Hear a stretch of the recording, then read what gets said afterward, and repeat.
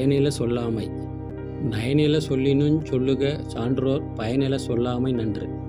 குறளனு பொதுமறை திருவள்ளுவரெனு பெருநாவலர். விளக்கம்: நயமில்லாத சொற்களை கூட சொன்னாலும் சொல்லலாம்.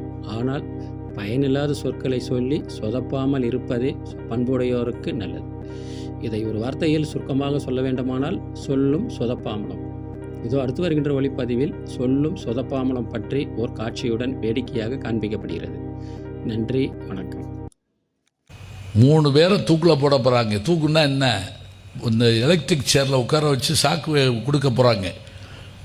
அதில் முதல்ல ஒரு ஆளை உட்கார வச்சாங்க. அவர் ஏதோ ஒரு தப்பு பண்ணியிருக்கார்.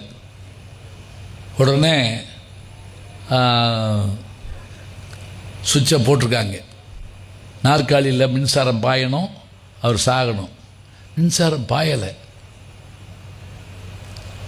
சட்டத்தில் ஒரு விதி உண்டு தெரியுமா? ஒரு தடவை தூக்கில் போட்டு கயிறு இறந்து போச்சு, வேறு ஏதாவது நடந்துச்சுன்னா திருப்பி அவன் ஒன்றும் செய்ய முடியாது. அவன் எந்திரிச்சு ஓடியே போயிட்டான். நல்ல விளையாட பிழைச்ச முடியாது. இன்னொரு ஆள் வந்தான், அவனை உட்கார வச்சாங்க. சுவிட்சை போட்டாங்க, சாகலை. அவனுக்கு சந்தோஷம் தாங்க முடியல, கடவுளேட்டு ஓடி போயிட்டான். 3ஆவதாக ஒரு விஞ்ஞானி போயிருக்காரு. அவர் என்ன தப்பு பண்ணாருன்னு தெரில.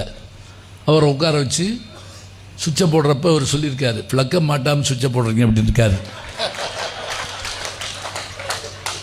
மாட்டி சுவிட்சை போட்டு அனுப்பி விட்டாங்க. அங்கே வாயை வச்சு சும்மா இருக்க வேண்டியதானே? அது 2 பேரும் பேசாமல் போடாங்கல்ல.